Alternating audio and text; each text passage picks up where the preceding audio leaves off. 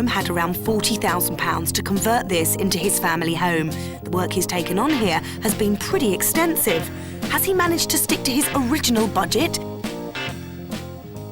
Well, we spent all in for the fee, with the fees, for the work, everything. It comes up about 75 to 80,000. Aram's doubled his original budget. Building materials cost more than he expected, and there were unforeseen charges payable to the local authority as part of the planning application to change the building's use. Those amounted to £3,000 per bedroom. But that was just the tip of the iceberg. Problem is the foundation.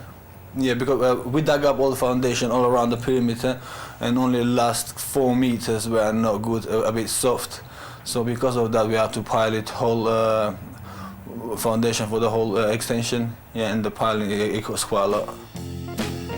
The house is right next to some undeveloped woodland, so Aram had to put down deeper and stronger pile foundations to make sure his new extension was secure. He also had to do a lot of work on the property's drains. In fact, he's been working all hours just to get the project this far. It was 8 start till 1, 2, 3, 4, 5 in the morning, it depends, but it's been at least 16, 17 hours a day for the past 8 weeks. It's been hard work, long road, but it's definitely worth it. It is good, yeah. I think it's a nice little house for us. Don't worry. Thankfully for Aram, he's not had to do all the work himself, as he had a lot of help from his father-in-law and family friends. But he'd been living dangerously because he did not tell his wife before he actually bought the place. How does she feel now that it's starting to take shape?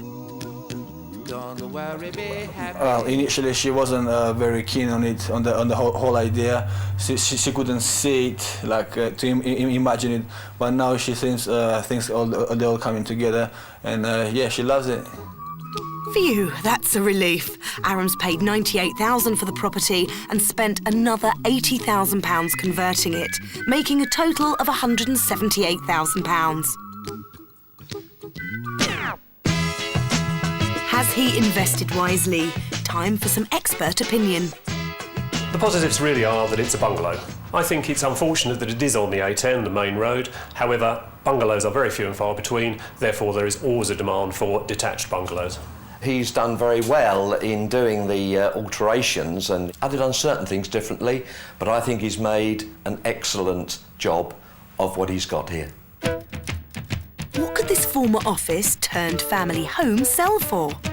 I think you could put this on the market for between £225,000 and £230,000.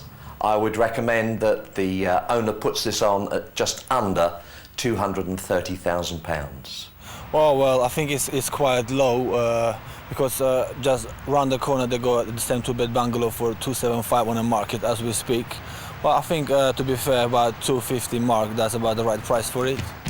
The estate agent valuations could still see Aram pocket a pre-tax profit of between $47,000 to $52,000, minus the usual selling expenses. But what if he decided to become a landlord and rent the property out instead? I think this could rent out for somewhere between £850 per month and £950 per month. Between £850 and £900 a calendar month in rental terms.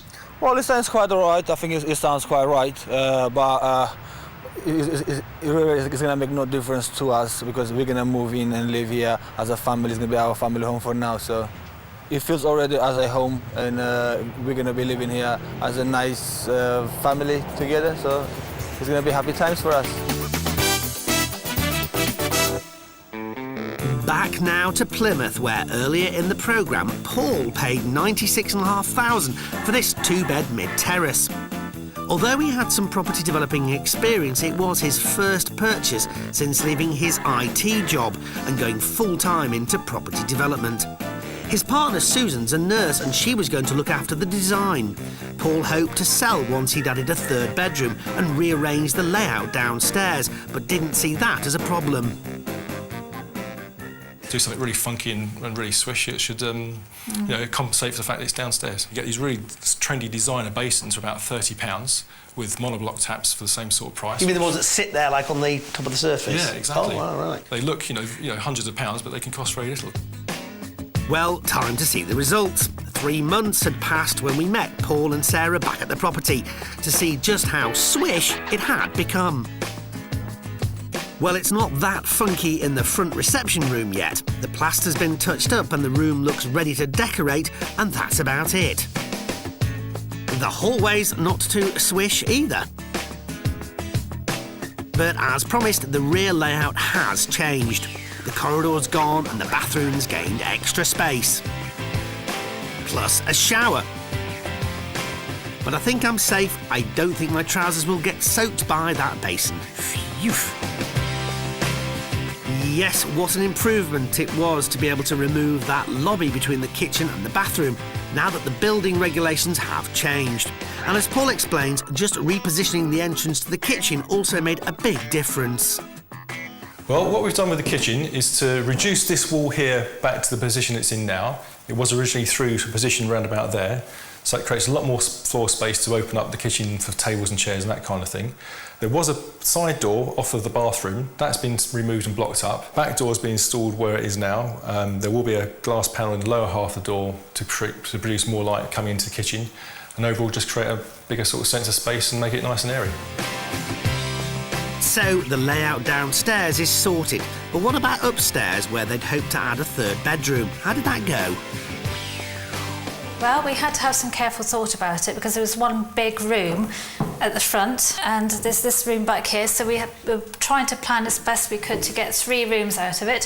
So what we did, there was a doorway here, we moved it to the left, hence we could get a single bed in there, otherwise it would have been a difficult, awkward layout inside. This room, we actually had to, the doorway originally was here, and to make a third room, we had to move that wall back slightly, so this room is slightly smaller than it was originally. So the back bedroom's been reduced in size and its door moved. All this to allow a new door to be made for one of the 2 rooms which have been created from the large original front room. So it looks like Paul's gut feeling was right when he picked his builder. From the back bedroom, you get a great view of the changes they made at the rear. Well, the back garden, originally the back wall had an up and over door, garage door, with a corrugated plastic roof forming a kind of carport. So what we've done is to remove the garage door, put some decking down, renew the fence panels, and the only thing I've got to do now is paint the gates and put some gravel down in the remaining concrete area, and it should look quite pretty, hopefully. I like the look they've created out here. How much did Paul have to spend on top of the £96,500 he paid at the auction? I wanted to spend about 15,000. I've spent probably about getting on for 18. Is the intention still to sell? Yeah, still as planned originally. We thought we'd buy it, do it up and sell it on, and that's what we're hoping to do currently. Let's hear what 2 local property experts think of it. It's a lovely family home. It's got lots of nice features here. It's nice and clean and tidy. It's got 3 bedrooms, a nicely fitted kitchen, a nicely fitted bathroom and an enclosed courtyard. So I think it's a great buy for someone. The bathroom is of a high specification, and the kitchen is a good size and nicely done as well. Nice neutral decor throughout, and very well presented. Once the property has been finished off, how much rental income could it generate? Rental per calendar month, I'd say in the region of £650. If I were to rent this property out, I would rent it out for £575 per calendar month. What does Paul think of those valuations? Yeah, I think 600 is realistic, possibly 650 would be a good figure. Remember, Paul has always planned to sell. He paid £96,500 at the auction and his budget has stretched to £18,000, making a total of about £114,500.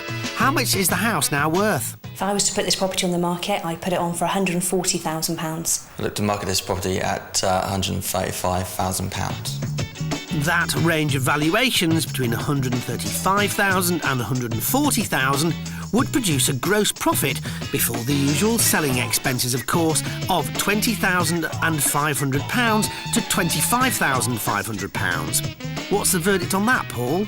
If I get 140, I'll be very pleased. 135, I'll be disappointed. If I got halfway in between, I'd probably be reasonably happy.